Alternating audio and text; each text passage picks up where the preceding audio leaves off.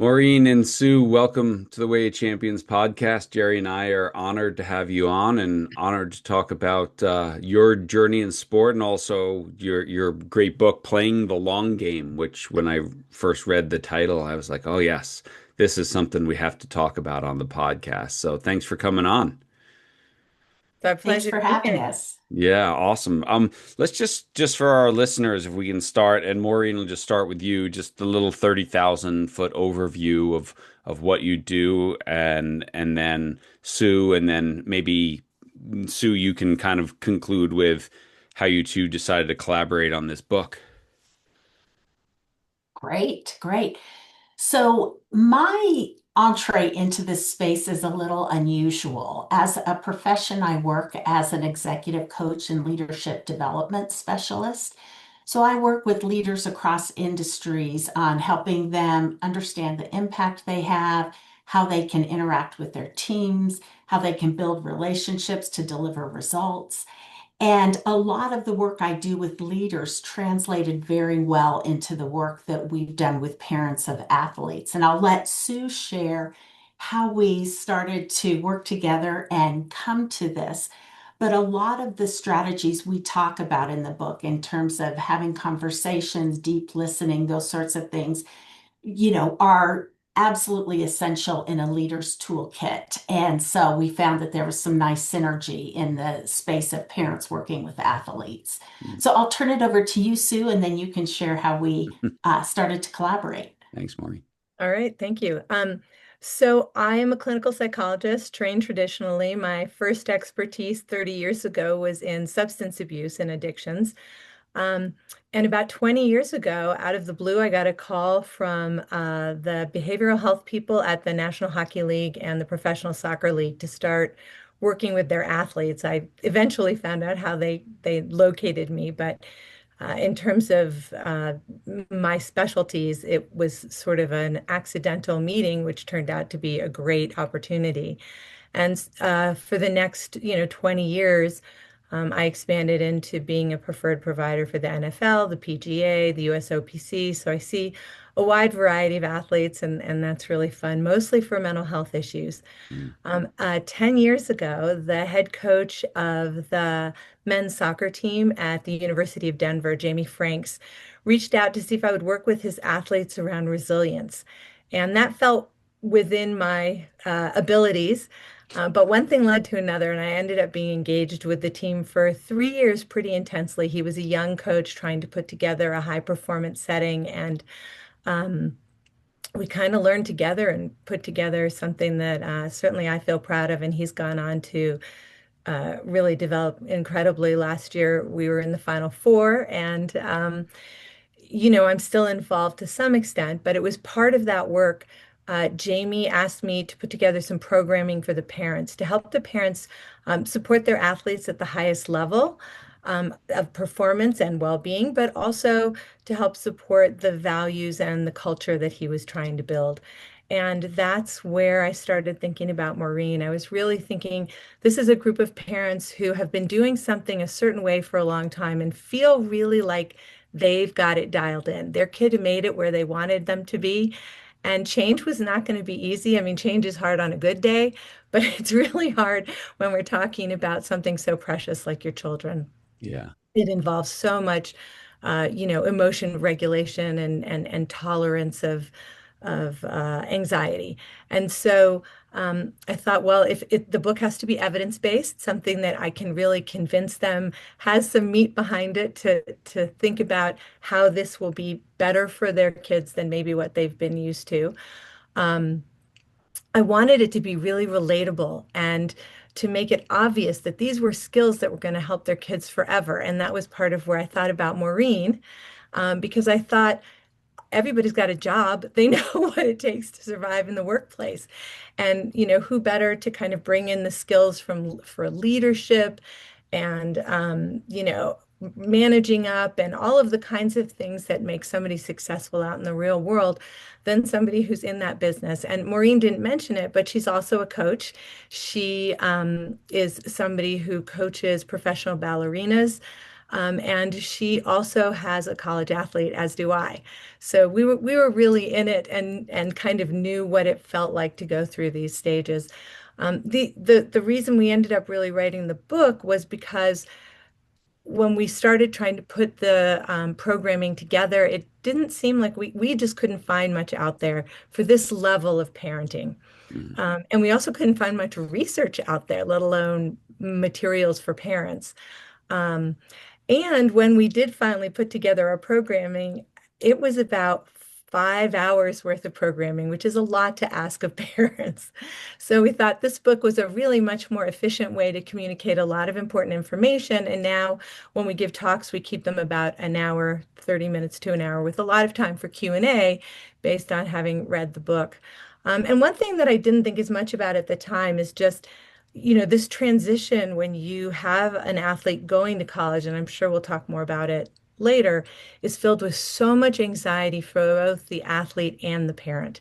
And to have a resource that you can just look at around different topics, having examples of conversations, questions you can ask, even if you don't use exactly what's in there, it's just helps parents move from a place of overwhelm emotionally to a place of problem solving, being a little more analytic, having a direction to go.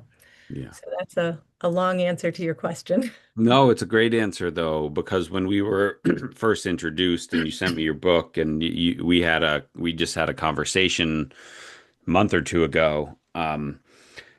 What I was intrigued about, right, and the subtitle, A Handbook for Parenting Elite and College Athletes. And the first thing that I go to is I think the word elite is maybe, since I work more in youth sports, it's one of the most destructive labels we can ever put on a kid. It's up there with like talented or whatever, right? And it's like we put these labels on, and so maybe starting with there, like what what is elite? If I'm a parent, how do I know if my kid's elite? Because there's a lot of jerseys out there that say elite on them. Everyone signs up for the elite club, and there used to be a couple of teams, and now everyone's team's the elite team, even if it's the club's D team in the seventh division of the local Denver league. Everyone's like, "Oh, we're elite," right? So, as a parent, what are some of the things maybe I'm looking for in my kid to say maybe this is their pathway? I think one thing that really, so I hear what you're saying about elite, and that makes perfect sense. I think we were trying to capture an audience beyond collegiate. So we were thinking Yeah. about, kids who are in the juniors in hockey and go off, Hmm. um, kids who are in club teams and do a lot of traveling. There's a lot of programs where there's so much investment of time and money from parents. And it's so hard for parents not to get entangled and involved. It's sort of the nature of the business at this point. Like you can't actually, I think, move people through, except maybe in football still, without a parent being pretty involved. And that disrupts a lot of things, including the natural transition of ownership, autonomy, authority, those kinds of things to an athlete, which would normally be happening, right? When we were kids, our parents didn't even show up for our games. They didn't know what sports we were playing from season to season necessarily. That's not a possibility anymore. So as a parent, I think it has something to do with being very intentional as your kids get older, 14, 16, to being thoughtful about where you stand around ownership and transitioning and leaving some space. But also I would say there's a difference between when a kid is little and you're kindling the fire, you're fanning the flames, you know, the elite kid is the one the fire's burning. And Hmm. your job is to kind of not mess it up, not Yeah. be the rain that douses it. So, I think some of it has to do with the kids, some of it has to do with the level. That's a little bit how I thought about it. I don't know if you have something. Yeah, I mean, Maureen, I I was going to say, and I'm sure in the dance world, especially, you see, parents, the time, the financial commitment taking them in these places. Like, how do you fan it without stumbling and falling on top of it and dousing the flame completely? Great question. And I'll tie that in with one other aspect of this differentiator when we talk about elite. And foundationally, there's a shift that happens in sports or in the dance world where all of a sudden the expectation on the athlete is around their performance. That it's Mm, not as much about their development, but there's an expectation around their performance. And it's at that point too that parents can be helpful by showing up as a support system to help them manage that incredible pressure. So, in the dance world, we have dancers 14, 15, 16 that are having to really think like a professional. I have several that moved to Lithuania, that moved to Prague for full-on professional careers before they had ever left the home. So all of a sudden, these expectations on them are fundamentally different, and they need a different kind of support from their parents. So, that's when parents aren't necessarily providing as much value by giving feedback on the performance, yeah. by giving them hints of how to do stuff, but instead, when they can become the sounding board, when they can help generate some deeper self-reflection, when they can help the athlete connect to their own internal motivations, their own decision making. As Sue said, it's less about them building the fire and more helping the athlete learn how to manage that fire. And so when we use the word elite, I think we were looking at how do we differentiate those young athletes that have that additional pressure, that it's not just about their development. I like that. And I want to bring Jerry in here real quick, but I want to also say that I think your point is it's just so many parents don't know. They don't know what good really is.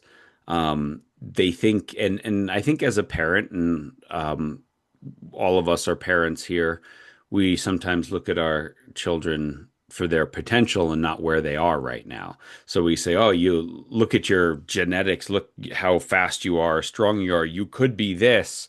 But then we don't look at those internal characteristics like resilience and that intrinsic motivation and stuff that we'll talk about here in a little bit.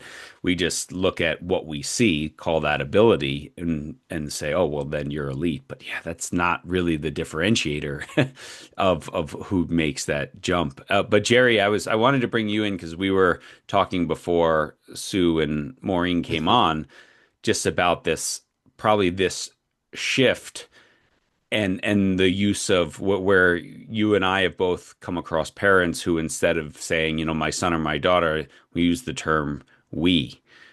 So maybe Jerry, you can Oh jump in on that. boy. Are you going to give me like a half hour right now? Is that what you're saying? Yeah, this is one of my pet peeves, working with parents and working with collegiate parents, by the way. Let's not let the listener forget that at the college level, I've experienced parents coming into the head coaches asking the head coach why their junior athlete is not getting more playing time. I grew up in Brooklyn, New York, and we never saw our parents from 8 o'clock in the morning till 8 o'clock at night and only to eat. And that was it. And in my neighborhood, which was like 4 blocks wide, we had 5 athletes play professional ball. And there was a whole bunch of others like myself that didn't play professionally that at least were college material. And no parents, no advice, no pushing, no shoving, and they never used the term we. So uh, I think what we have to, okay, so to me, the best question, the best role comes from the question answered. And that question is, you go to your child and you say, what I really want is I want to be the best parent that I could possibly be for you. What can I do to help you the most? Let me know and I'll take the lead from you. And that's it. That's the end of it. Other than that, just ask them, would you like to have some lunch? Who wants to go to the movies? Uh, you know, so the parent involvement issue to me is questionable because I grew up where no parents were involved and we had professional athletes and everyone played ball of some sort.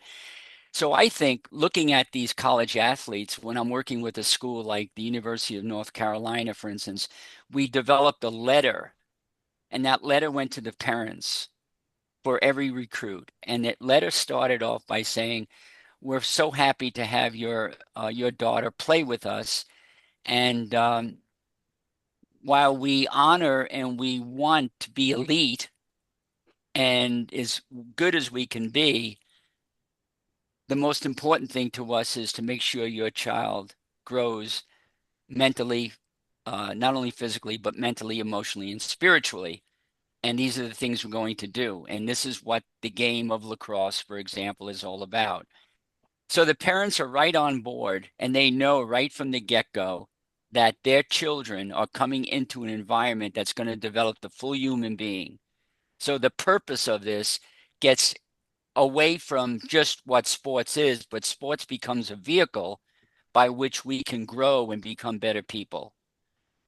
So that was what we developed, and every program I've been with since has developed that. And it works really well, and the parents really appreciate it. And you don't get so many parents coming in wondering about playing time. Back to the question. Uh, I really do believe that we as parents need to ask our children what is the best way that we could help them and stay in the background, come into the forefront when they are letting us know in some way what we can do to be important. So I throw that out there on the table, and I see smiles, nods, and all of that. And so once you take that and run with it. Sue? Well, I couldn't agree with you more about the program. I think that certainly the one that I've worked with closely, that is Jamie's mission, is to develop character and values. And that was really, again, part of the impetus for the book so that parents would focus on what they could reinforce that wasn't about playing time and Yeah, showing up. yeah, All of you and I could probably go story for story from the coaches that I've heard throughout all of DU, the kinds of things that parents say, the emails they send, all of that. It's was actually quite remarkable to me when I got there to hear about that. But I guess from what you're saying, that's pretty normal. yeah. It's pretty Um, universal. Yeah, right. And so I think I think for coaches, right, it's always balancing this issue of accessibility and, and very clear boundaries and sort of being clear about when and it is and isn't okay to connect. But in terms of the idea of parent involvement, again, uh, non-athletes grow up in a different environment. It's a whole different thing. Adolescent kids, once they can drive, they don't see their parents much. And Mhm. there is this whole opportunity to separate. I think because of the nature of elite sports, I know a word we don't like, but the higher levels of sports where kids are really, it is more of a job where there is so much commitment and intensity. Parents are involved. And I think the other piece that is just so different now that um, is so woven into the fabric of parent-child relationships is our phone, is our contact, is our communication. Kids have become so quick to just reach out to get help and support. And it really takes a lot on parents' part to shift how they respond to their athletes once they leave home and as they age. Um, and I think, I completely agree with you, Jerry. I think when we give talks, I always encourage parents every season, beginning, middle, end, check in with your kid. How are we doing with our pre-game ritual? How are we doing with my sideline support? How are we doing with my post-game contact? What are you needing from me? What should we change? Because I think all of those things change as the kids get older and develop as well. mhm. Context, all of that. And I think I encourage them to check in about a whole variety of other things. But the truth is, these kids and these parents are pretty woven together in a way that just wasn't true when we were younger. Um, I think Yeah. that's most of what I have to say. And, I would like to add that the NCAA did a pretty significant study where they found positive parental involvement helped with well-being and reduced risk factors in terms of alcohol use, risky relationships. So parent involvement today is important, but what does that look like? Mhm. not going to the coach asking for playing time, but being there on the sidelines in terms of being ready for a conversation. And that was another reason why we wrote this book, is that it's really hard to tell parents don't be involved. Parents care a lot and they've invested a lot. And, but if we can help them say, how can they be helpful? Starting with your question, Jerry, how can I be a support to you? And that's why in the book and the conversation strategies we use, fundamentally, it's about asking those powerful questions and then letting the athlete drive the conversation, letting them ask for what they need, letting them share and reflect when appropriate. So, helping parents figure out how can we be supportive, because we do know from the research it is critical. Yeah. Yeah. Um, I I want to say two quick things. Um, Number one, thank you for bringing up that NCAA research. I'm one of those people who actually reads the footnotes in books. And you guys have a lot of great resources and research cited in here. So, for our listeners, when you get this book, it's like you hear a good point or you read a good point, like you can jump in, go straight and find the link to the research that they're pulling it from. So I thought that was really good. Number two, I want to Sue sort of make the point of I'm not opposed to the word elite, just not for 10-year-olds, right? I So 100% agree. yeah, so that I'm sorry I wasn't clear about that before. Like I think, yeah, let's call it 16, right? You're into juniors in hockey. You're very good. You're living on your own. You're doing this thing. Let's call that, you're Olympian, you are elite. Great word. But there's no such thing as an elite 10-year-old. There's no such thing as an elite 12-year-old. I don't care about the sport. It's not. You might be good for your age, but you're not elite. And so anyway, that just 100% agree. just wanted to make that distinction. Okay, so one of the things I really like that you talked about, and Sue, I'm not sure, maybe since you're working more directly with athletes, this came from you, but you had a lot of sort of, hey, here's what the feedback we've gotten from athletes in terms of how have my parents best supported me? What have they done that's not helpful? What do I wish they would do for me now? And I mean, it's funny because these responses run the gamut from, I just remember one of them saying, like, a college athlete saying, I wish they wouldn't even come anymore. Like, Mm. man, it got to that point that here you are at the, maybe the top level you'll ever play at, and you don't even want your parents to watch you come play your last game. So just thoughts on that stuff coming back, and Maureen, if that's from you as well, I just figured that's probably your conversations, Sue, more than any others.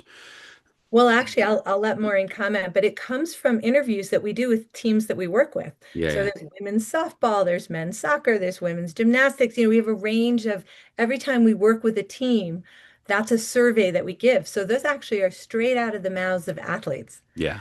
And we chose things that really reflected kind of a variety of needs, right? There's the athlete who wants parent involvement and the athlete who doesn't, but that was painful. I mean, there were a couple other really painful ones, right? Like, I wish my parents knew that yelling at me didn't help me perform any better, or I wish I my dad would actually ask me how school's going and that's not right. just Yeah. insert sport, right? That I'm not just a basketball player or a soccer player. I'm a student athlete. That's right. And when we show these to the parents of the teams that we work with, it's really powerful. Like, Yeah. these are your kids' words. These are how they're thinking and feeling. It's just so easy as a parent to forget how much a parent's approval and unconditional love matters. You can get so lost in the sport, just the athlete part of your kid. And I think that helps just reinforce what we're trying to talk about. Maureen, you can add to that. Well, one thing we found super interesting this season, as a matter of fact, there was a team that we have worked with for 4 or 5 years, and the parent culture of that team has really shifted. Jerry, back to what you're saying, how you at North Carolina really helped impact the culture. This specific team had done a lot of work around that. And when we did the parent surveys this year, the athletes' comments were, pretty aligned My parents know the right level of support. They check in with me. They ask me about other things. And it was notably different than when it was when we first started working. Mm. So culture matters. It takes time. That too is a long game. But we saw a very distinct shift in these comments this past year. Mm. With a Jerry, I lot mean, of, yeah, go oh, ahead. sorry. I was going to say, the thought just came to my mind, knowing so many coaches at so many schools over a long career. I can tell all the listeners here, if you're interested, you know what? You're you're not, you run the risk of ruining your child's future by being assertive, by being interfering with the child's process. You know, the whole idea of the anxiety and the depression that's experienced. We talk about mental wellness and what have you in sports. Uh, so much of that comes from the parents wanting their child to get the next train to Harvard. That's why I wore this shirt. Uh, or maybe let's say Stanford. And you know, that's the success syndrome that we're talking about. And so much of the anxiety of the kids comes from that pressure of having to win and having to perform and you know, maybe I'm not staying with the subject that we're talking about, but I think it's related in some way. Mm. I think it's intensely related, and it's part of why when we do give talks, we're very explicit about some of the problematic ways that for example, reassurance and it's all going to be fine. Your coach doesn't know what he's talking about. You're terrific. All that kind of stuff actually is so undermining for kids. Mhm. It makes you really not very trustworthy. It conveys that I can't really deal with it if you're not doing okay. Like we just need to fix this and make it better. Doesn't make kids sort of sit in the hard feelings and learn to tolerate uncertainty. And at the end of the day, if you've got a kid with performance anxiety or tendencies toward perfectionism, it really revs that up because you're really communicating, I'm not a helpful, safe place for you to bring failure and hardships and difficulties. I'm just going to wish them away and say something happy. And, those kids can really get isolated and brittle. They can't develop the kind of resilience they need. And, the higher the level of the athlete, the more they need that secure foundation at home or someplace where they can be safe and messy and screw up and know that they're still loved. Mm. And, I'm pretty explicit with parents that, once your kids are in college, they're going to get endless feedback. They're never going to be good enough. There's no coach who says, you're good. We're Yeah. done. And so, you have to be that person who tells them, I don't care how this goes. I love you no matter what. I'm so proud of you for the courage it takes to do this. This is so hard. I love watching you learn. I Yeah. love watching you grow. I love seeing you as a teammate. I love seeing how you balance so many things in your life. I'm so impressed, just really being a cheerleader and moving to a very different place. Yeah, and You that really that's don't a want kids who live with avoidance and fear yeah. of making mistakes. Or, I mean, I know I'm preaching to the choir here, but Mhm. No, no, that's such a brilliant point you're making and so overlooked by many. And that's the real value. I mean, I'm getting goosebumps thinking of parents being that way. And but I'm going to add something to that. My experience also tells me that a coach can create that kind of safe environment as well. A coach doesn't have to be any different than the home environment. So you can create what I see. I'm being ideal now, and this is John and I in Way of Champions. We try to create this. We try to help this, and there, John, you and I both have programs that go along with this and manifest it, and that is the safe. The safe environment where people can feel free, where athletes can feel like they can be themselves, where they feel like they can belong, where they can be heard, where they could be seen, where they could feel important, valued, empowered, uh, respected, where they could feel relevant, regardless of whether you're the 14th person on the bench or the first person off the bench. Uh, I believe we can create these environments. This is what I've noticed. And so the transition from home being, Sue, what you're saying is brilliant, to have that home environment and have the parents function at that level, which is very sophisticated, to go into an environment where, yeah, you know what, the locker room's the same way. And this the locker room and the living room are the same. And and I love that when I see that happen. And we can actually train coaches and environments where they can create that kind of safe environment. It's okay.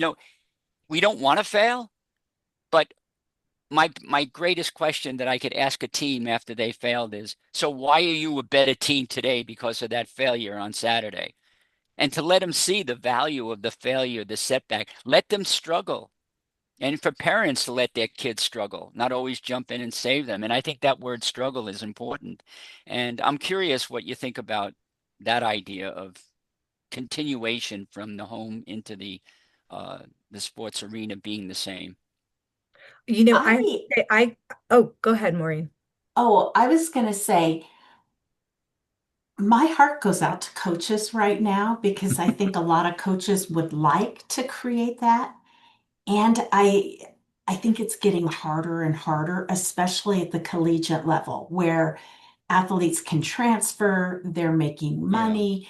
It's becoming a much more transactional environment for them. So for them to really invest in that culture and developing the whole athlete, I think they're torn because their jobs are on the line. And this isn't youth sports as much as it is at the collegiate level, but I think they're in a really tough place right now.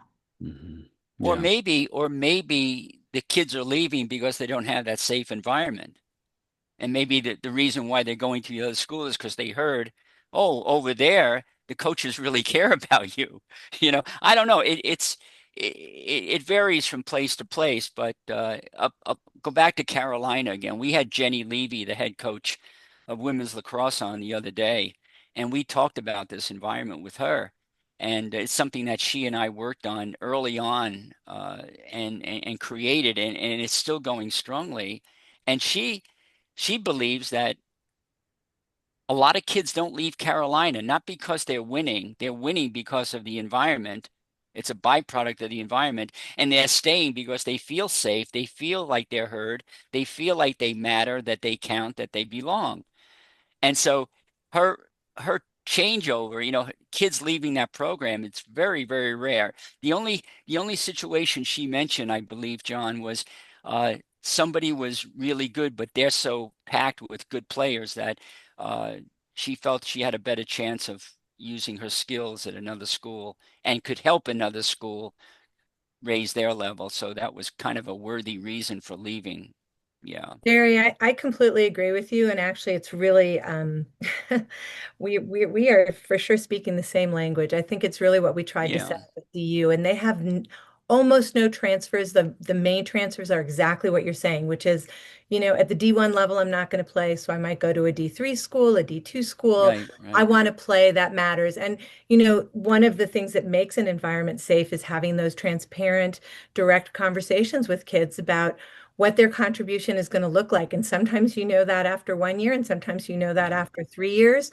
Um, but I actually do believe that it's a very, Jamie wants to create a safe place where people have high expectations but are not afraid to fail. He talks about failing forward all the time, right? A career is built on lots and lots of failure and learning and growth. And that's how you Absolutely. move down the line. What I will say is that I think freshman year, even though they do a lot, I think a lot of the kids really do feel, and I'm sure the other schools that you work with do this too, they have chat groups with the kids coming in, and they line them up with older kids who are mentors, and they have meetings with them so that they come in, running, especially, soccer is a fall sport. But um, it's still a lot for kids to be away from home, to deal with academics, to figure out a place on the team. And the learning curve is huge. The pace, the size, the strategy. And so that sense of security and comfort and community, I think takes a little while. Certainly that first year. I think my experience, and I don't know if yours is different, is that certainly by the time kids are juniors, they have a very good sense of their legs under them, where they belong, how they contribute, how to keep up, how to manage things. But certainly by the end of the first year, you can get the social piece under you. But And it's a pretty dramatic transition. And Yeah. you're also going from being recruited to being coached, That's right. Yes. which is very different, right? And so that's part of the transition as well. And this is to go back to your book, this is where parents can really help. When that kid calls home and goes, "I thought coach loved me. They hate me." No, they don't hate you. They're coaching you. They're trying to make you better. And guess what? There's 26, 30 people on that roster who came from the same environment you did and who were also the best player on their team and whatever. And like you signed up to go to a program that's trying to win a national championship. So you know what? Every year they're going to bring in more good players. So just because six seniors graduated doesn't mean that you're sliding into that spot. They're bringing in someone trying to take it from you. And this is where parents can help versus saying, "Oh yeah, those coaches, they don't know." One of the things that Jenny said to us, Jerry, which really stuck with me, was in the recruiting process, they're trying to sort of weed out the kids who are like, "Well, how much playing time will I get?" And Mhm. they're recruiting the kids who say, "Listen, I just want to show up and work my butt off and see what happens." Like that's who they want there. The ones who feel entitled, well, when will I get to play, don't usually stick it out because someone who's hungry and willing to get better every day and doesn't really care if they play until their senior year is going to eventually beat you out. Well, Yeah, if it's you, I'm funny. sorry. Go ahead, Oh, Maureen. go ahead, Jerry, and then I'll chime Well, in. just to tail on what he said there, a great recruiting tool, if anybody out there listening is looking to be recruited, I'll guarantee this. When you go to your meeting and you meet with the coach, don't ask him what you can get. Just say to the coach right away, you know what? I want to come here. I want to know how I can give to this program. I want to give all I have, and that's why I'm coming here. And you'll be immediately recruited. Not a coach in the world would turn down a kid who comes and gives as opposed to getting. Anyway, Maureen, go ahead. Yeah.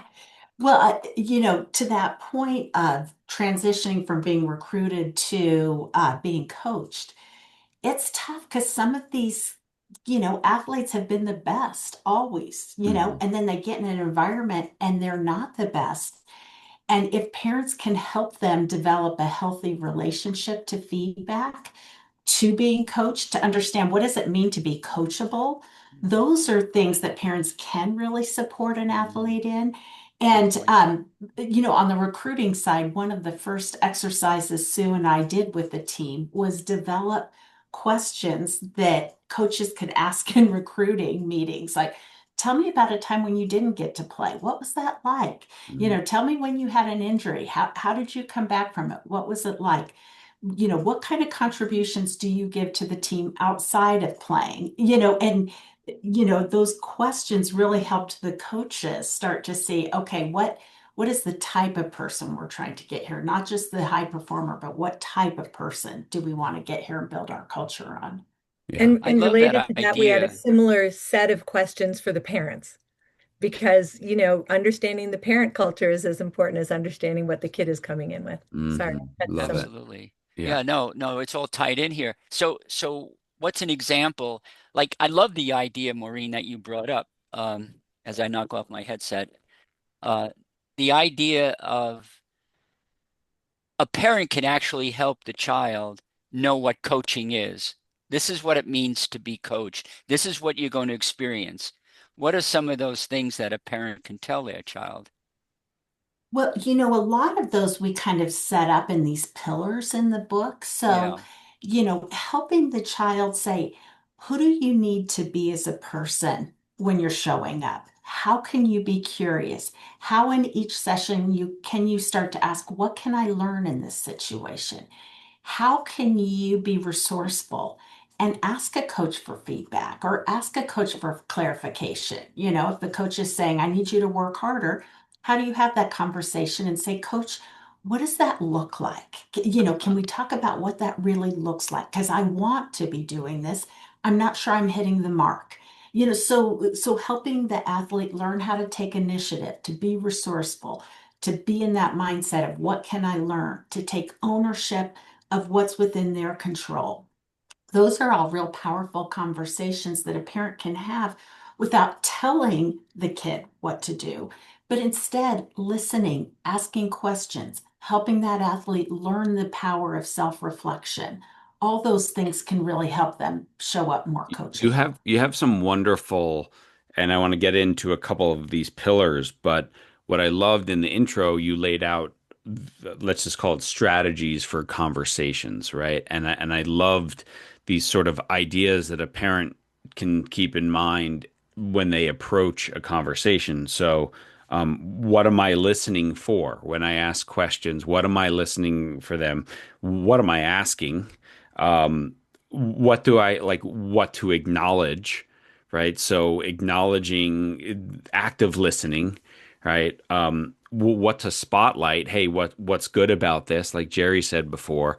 And then one that I like, which I don't think parents do enough, and maybe this is the change in the parental generation from when I was growing up or whatever, is what to challenge when your kid says something and be like, hey, are you sure that's true? Or have you really done everything in your power to earn playing time or whatever? So just any thoughts on that, and then we can jump into a couple of these pillars.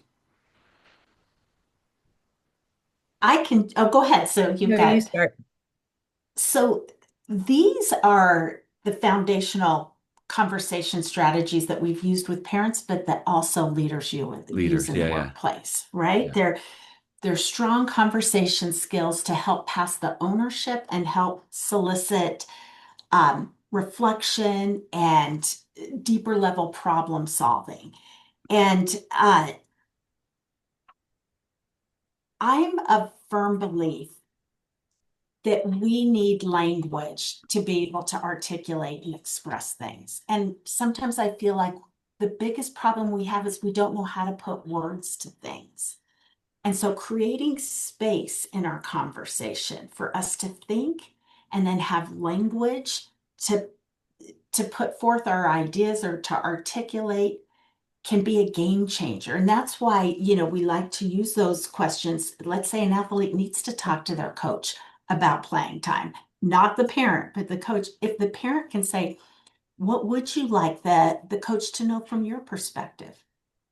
If you were the coach, what might you be thinking? What are a few things you'd like to walk out of that meeting learning? What's really important that you express to the coach? Like, 10 minutes helping an athlete think through a conversation like that so they then have the language at their tip of their tongues can be groundbreaking. So, Sue, you were going to say something, and sorry, I kind of jumped in there. Well, just to John's point, I think, parents really helping, listening closely, and potentially challenging what's the story that the athlete is telling themselves about a situation, right? How are they understanding it? Is it unfair? Does somebody have something against them? Are they never going to be good enough? Is there some character flaw? I mean, that you can start noticing. Often people have some tells that are pretty regular and consistent where they go to, right? I have athletes who grew up in a family where the storyline is we have to work hard for everything and nothing's fair. And so in their mind, nothing's ever fair. That's their go-to place. And I think the more parents can really listen for how kids are explaining situations to themselves and challenging it, to your point, John. Well, could there be other possibilities? What else could the coach be thinking? Is there something that changed recently on the team? Is there something that changed recently about how you're showing up for the team? Things that just make a kid broaden the number of ideas that they have around any one moment. I mean, truthfully, that's how we get unstuck and how we get out of anxiety. It's having multiple perspectives and possibilities in our mind when we think about any particular situation. John, let me jump in here. I do not want this to be overlooked because both of you are saying something that's extremely important as far as I can see in terms of leadership, whether the leader is a parent or a coach or the child, and that is listening. I think that is the single most important leadership skill any one of us can develop. So I'm a parent. My my power is in being able to influence my kids. And how do I best do that? Raise your hand if you don't want to influence your kids. Raise your hand if the coach doesn't want to influence the athlete. Everyone wants to. And the way you do that is by listening. Listening tells people I count, I matter, I belong. You feel seen, you feel heard. But the thing is, it's one thing to listen. You have to ask yourself, like, what can I learn here? Not listen so that you can come up with the answer. So you listen, what can I learn here? And when you learn something, then you can start asking the questions. And that gets back to the idea of the questions. And I think it's a dynamic duo. It's, to me, it's my superpower. I mean, if I have any skill at all, it's the ability to listen in an objective way and then ask the right questions. And if I had no other strategies, that would take me, that would make me go the distance with somebody. And you might want to say something about that as well, Maureen. Well, for the parents out there that are wondering, there's some great research by Dr. Avi Kluger from Hebrew University. And he has studied listening for most of his career. And he has quantitative data that shows the power of listening is transformative. That by simply listening and giving somebody the gift of having an open ear, they have shown can be a transformative experience. So sometimes as parents, we feel like we need to do something, we need to have the answers, we need to have the perfect question. If we can relax and say, I'm giving my athlete or my child a gift by being a listening ear, we've done a lot right there. Yeah. Mhm. Thank you for that reference. I wrote that down, and that just gives me more affirmation of something that I believe has always been important. And Yeah. I think our listeners really need to tune into that. Sue, your description of how parents and coaches uh, just really resonated with me. It brought me back to Jerry and I have had Anson Dorrance on a couple times, legendary North Carolina women's soccer coach, 21, 22 national championships. And Anson talked about the role of the coach is getting an athlete's personal narrative closer to the truth as quickly as possible. And that's kind of what you're both talking about. And these are the conversation strategies. The overarching theme, I think, of your book is as a parent, I'm not helping my child if their personal narrative is nowhere near the truth. As a coach, I'm not helping my athlete if their personal narrative is nowhere near the truth. And so all these strategies help them get there. And so you have pillars like resilience and dealing with failure and managing stress, anxiety, fear. My conversation as a parent to my college athlete or my Olympic athlete is really is that true, isn't it? Like, is that really true? Could you have evidence that what you're saying to me is actually true? You mean So, saying that to your athlete? yeah, yeah, Yeah. maybe not as crass as I just said it, but like understanding their emotions in that moment. So, where do you, I mean, on these pillars, I mean, maybe let's go to, I get a lot of questions, Sue. I'll give this one to you. My kid is great in practice, and then the game rolls around and they just freeze up. What's a conversation that parents can have about that to help their child with the anxiety and stress of competition?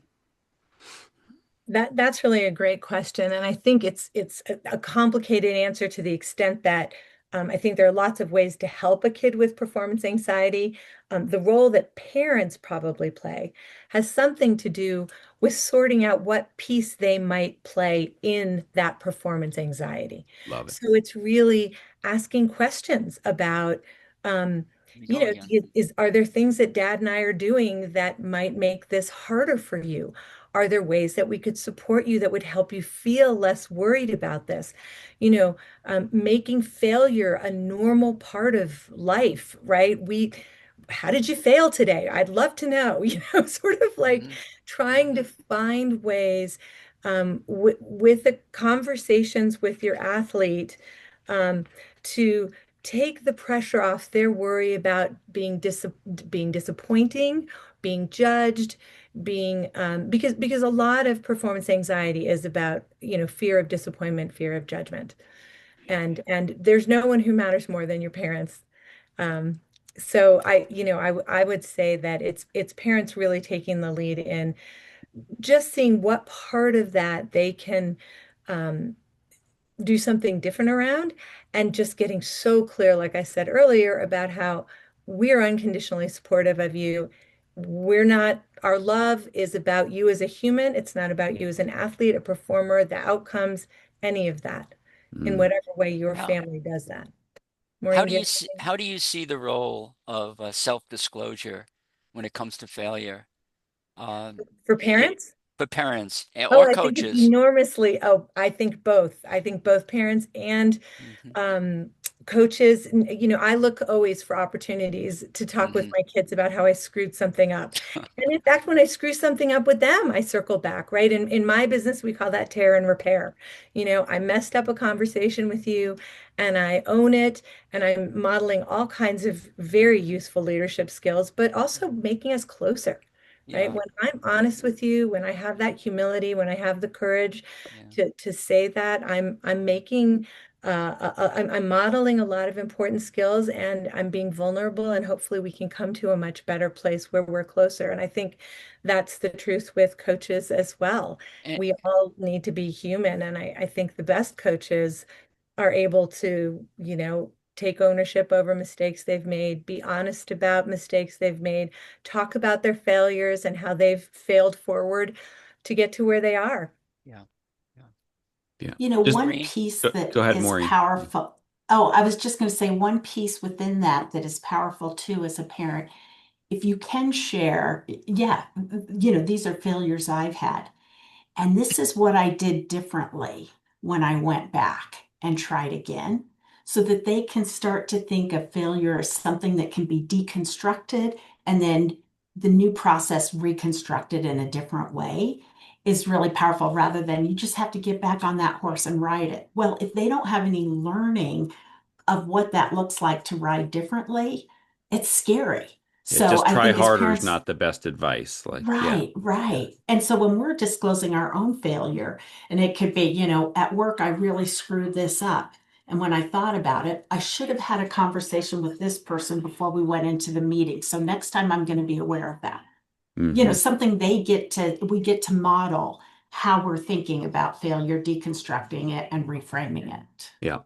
One of the important, really important pillars that I think you talk about that parents can model and help a lot as well is, let's just call it teachable spirit, or am I willing to be coached? Because I think there's a lot of people. I mean, we could dive in forever on fixed mindset and all that sort of stuff, but that any coaching, anything critical becomes an athlete pushing back on it versus no, like a teachable spirit, that kid who's curious and wants to learn and is engaged, that's a very desirable thing for a coach to have. None of the college coaches I work with are like, oh man, yeah, I love when every time I try to teach a kid, it's an argument, right? Of why they're right and I'm wrong, instead of just please just do what I'm asking you to do in this moment. So, any just thoughts on that, Sue? First, any thoughts on that teachable spirit? Well, I agree. I mean, I think that you know, there's some synergy there, right? I mean, I do think that incredible coaches are incredible teachers, and they really learn how to teach kids in different ways. But I think as a parent, you need to keep reinforcing the message that you kind of want to, yes, sir, tell me more, and sort of sort out what can be useful here. What can I learn from this feedback, regardless of how it's delivered? Because let's face it, in sports, it's a lot of emotion, always. And that, coaches aren't spared from that, teammates aren't spared from that. As we've been talking about, parents are certainly not spared from that. And so, when you're in a learning, training environment, really figuring out how you acknowledge, get curious about, and get clear about the kinds of feedback that you're getting is very powerful. Yeah. Maureen, I'm sure you have some things to add there. Well, any conversation a parent can have with their athlete around shame can be helpful. A lot of times when we get feedback, we think it can be an attack on our character that can shut us down. So good coaches know how to separate out and give feedback that's behavioral as opposed to an attack on a person. But, as parents, we can help them see the difference between behaviors which are changeable and the core values of who you are as a person and help them start to identify that.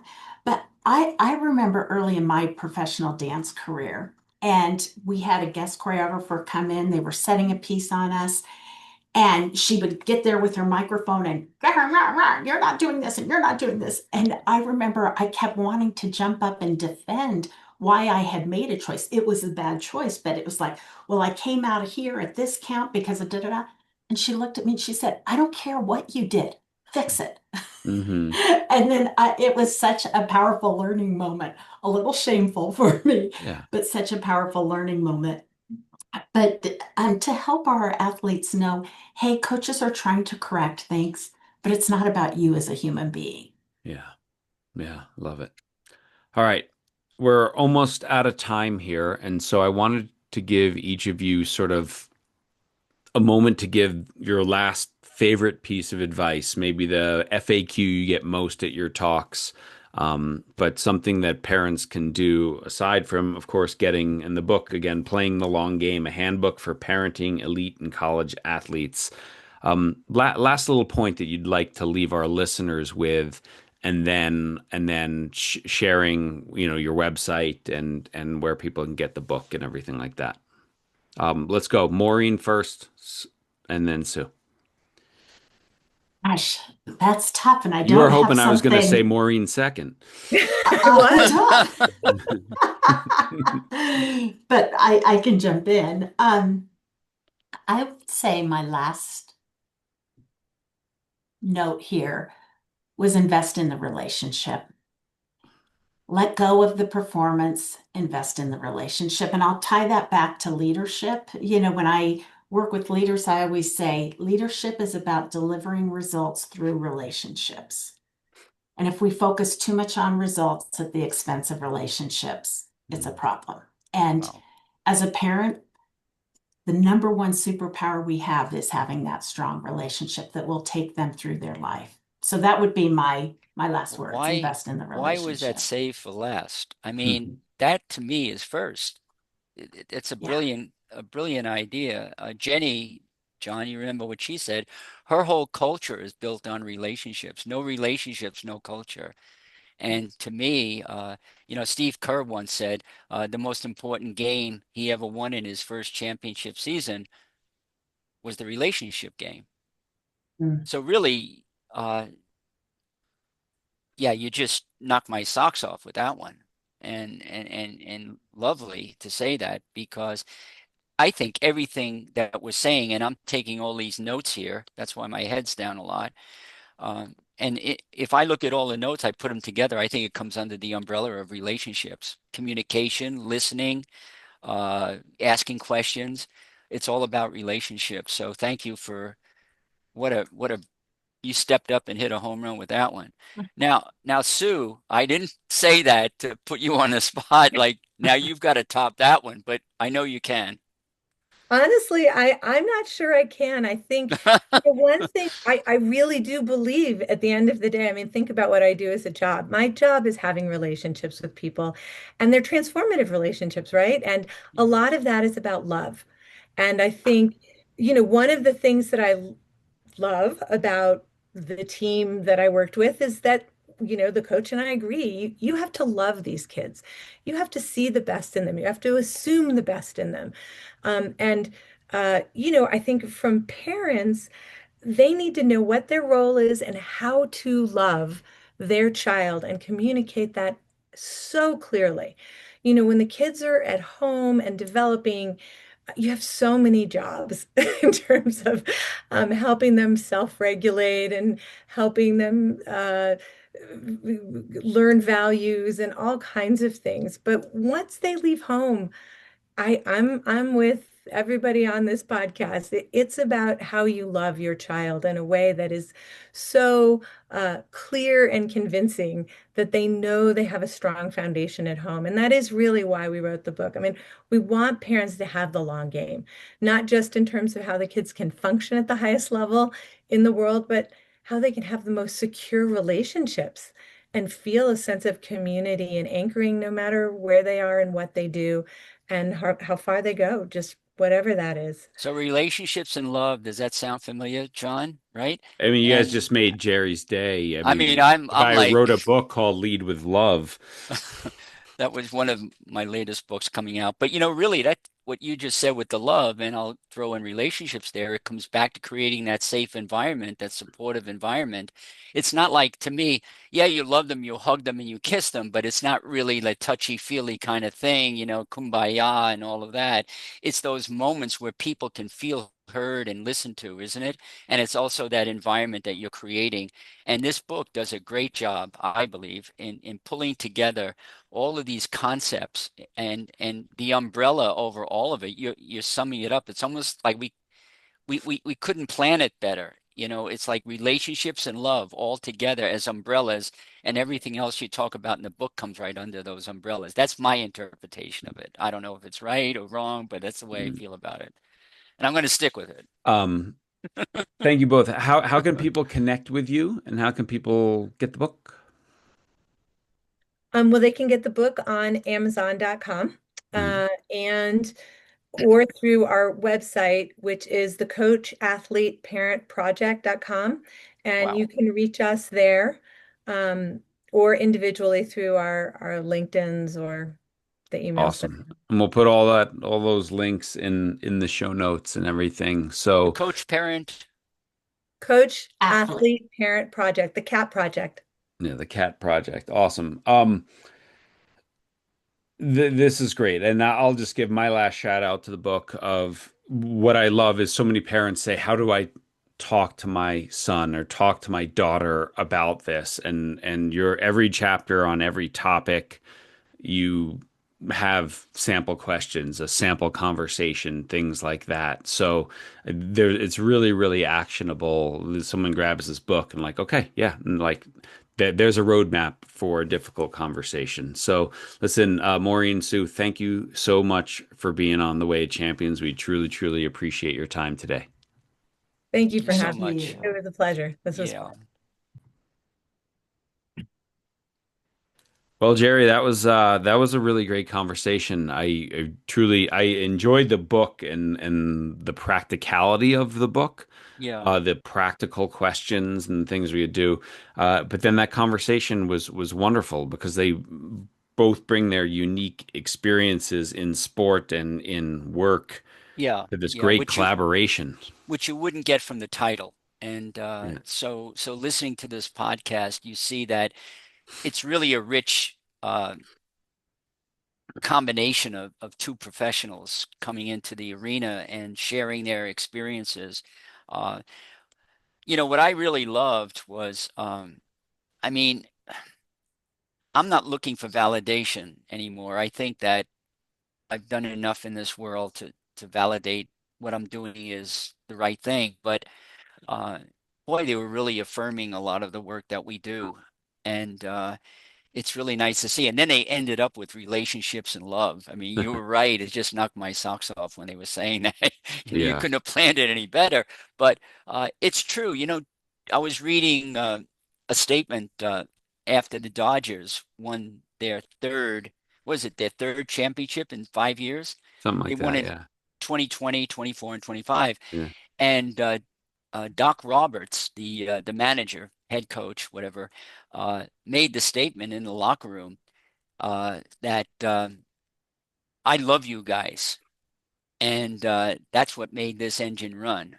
Hmm. And so another coach at an elite level talking about love and relationships, and here they are. So I'm seeing more and more people really get this idea, and now they're writing about it, and it's transformative. And Hmm. I really appreciated that. Yeah. And I just thought really practical things there, questions for coaches to ask in a recruiting process, Great, but great but questions. but Yeah, just also, helping, one of the things when our kids get to that next level, and I would say high school varsity as well, yeah, help your kids think through conversations they're going to have with a coach.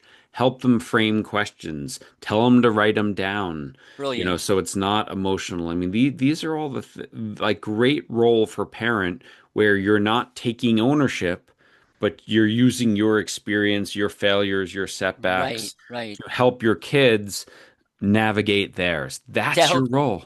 to That's help your your role. kids take ownership And your through the kids own it. questions, right? And to put them in a place because there's nothing a good coach, and not all coaches, but a good coach really appreciates from a kid, an athlete, is well-pointed questions, well Hmm. thought out questions. And this book definitely lives up to that idea of formulating those questions and how to Hmm. do that. And it's not easy to do it on your own as a parent. And so that kind of guidance is really essential.